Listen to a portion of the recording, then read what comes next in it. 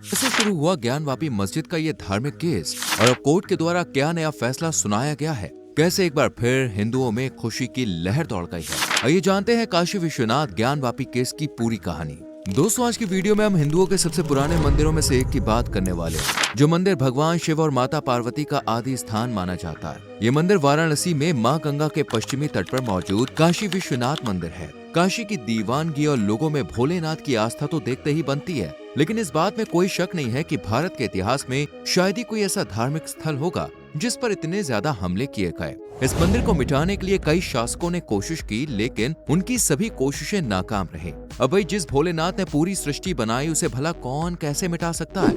दोस्तों, अयोध्या की तरह ज्ञानवापी मस्जिद का मामला भी कोर्ट में काफी सालों से चल रहा है, लेकिन हाल ही में वाराणसी की जिला अदालत ने एक ऐसा फैसला सुनाया है कि हिंदुओं में एक बार फिर से खुशी की लहर दौड़ चुकी है। तो आइए जानते हैं इस केस की पूरी कहानी क्या है। ये बात है 11वीं सदी की, जब राजा हरिश्चंद्र ने इस मंदिर का निर्माण करवाया था, जिसके बाद इस भव्य मंदिर को 1194 में निशाना बनाया गया। यह पहला हमला था जिसे कुतुबुद्दीन ऐबक ने किया था, जो मोहम्मद गौरी का कमांडर था। इसके बाद भक्तों ने किसी तरह मंदिर को दोबारा बनवाया, लेकिन फिर 1447 को दूसरा हमला किया गया। इस बार जौनपुर के सुल्तान महमूद शाह के द्वारा मंदिर को पूरी तरह से ध्वस्त किया गया। इसके बाद समय आता है साल 1585 का, जब राजा टोडरमल की मदद से पंडित नारायण भट्ट ने इस मंदिर को फिर से एक बार खड़ा किया। दोस्तों, हम लोग की कहानी यहीं खत्म नहीं होती है। इसके बाद 1632 में शाहजहां ने अपने शासन में मंदिर को गिराने के लिए अपनी सेना भेज दी, लेकिन यहाँ मंदिर के बचाव में लोगों की भारी भीड़ मौजूद थी, जिन्होंने अपने विरोध से मंदिर को बचा लिया। यहाँ तक कि किसी तरह से मंदिर का बचाव हुआ, लेकिन फिर आता है 1669 का समय।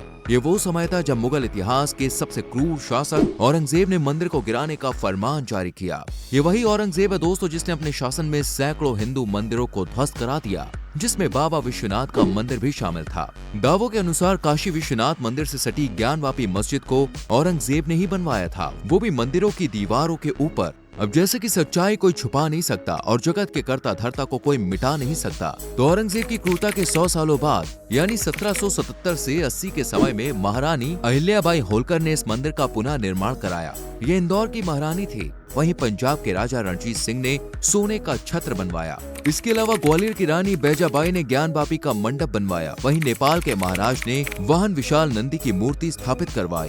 अब यहाँ पे आपको एक बात और साफ कर दें कि नंदी की प्रतिमा का मुख उल्टा होने की वजह यही है, जहाँ पहले मंदिर हुआ करता था वहाँ मस्जिद बनवाई गई। ऐसा बताया जाता है कि इसका उल्लेख हिंदू ऋग्वेदों में भी मिलता है। इससे आप समझ सकते हैं कि ये स्थान व मंदिर हिंदुओं के लिए कितना खास और महत्वपूर्ण है।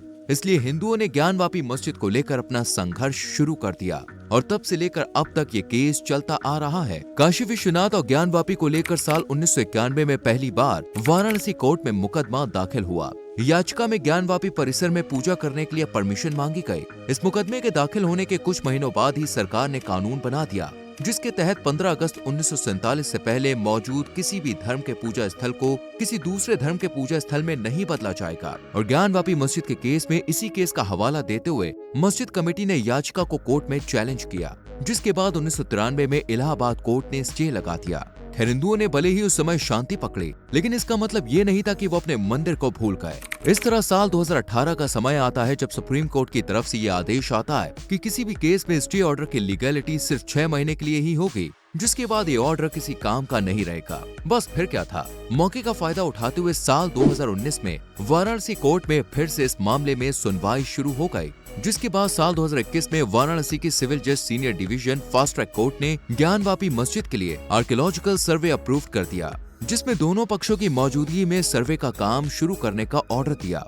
सर्वे शुरू होने के बाद मुस्लिम पक्ष ने विरोध शुरू कर दिया, जिसके बाद कोर्ट ने 12 मई तक सर्वे का काम पूरा करके रिपोर्ट पेश करने की बात कही। साथ में ये भी कहा कि जहां ताले लगे हैं वहां ताले तोड़वा दीजिए, और अगर कोई विरोध करने की कोशिश भी करता है तो उस पर कानूनी कार्रवाई की जाएगी, लेकिन सर्वे का काम पूरा होना चाहिए। इस तरह 16 मई तक बंद कमरों से लेकर कुएं तक की जांच की गई। वहीं फर्श से लेकर दीवारों तक की अच्छे से जांच की गई। हिंदू पक्ष का दावा था कि कुएं में से बाबा मिल गए हैं। इसके अलावा वहां हिंदू स्थल होने के भी कई सबूत मिले, और इस तरह आर्कियोलॉजिकल सर्वे की रिपोर्ट से हिंदू पक्ष का दावा काफी मजबूत हो गया था, जिसके बाद इसी तरह से ये केस हिंदुओं के पक्ष में और मजबूत होता गया। और अब वो समय आ चुका है कि ज्ञानवापी मस्जिद के वजू खाने के पास विराजमान नंदी महाराज के सामने लगी बैरिकेडिंग को हटा दिया जाएगा, जिसे साल 1993 में बैरिकेडिंग कर उसे पूजा पाठ के लिए बंद कर दिया गया था। हिंदू पक्ष के वकील ने कहा है कि नवंबर 1993 तक सोमनाथ जी का परिवार उस तहखाने में पूजा पाठ करता था और इसी वजह से यहाँ पूजा पाठ करने का अधिकार व्यास जी के नाती शैलेंद्र पाठक को दे दिया है।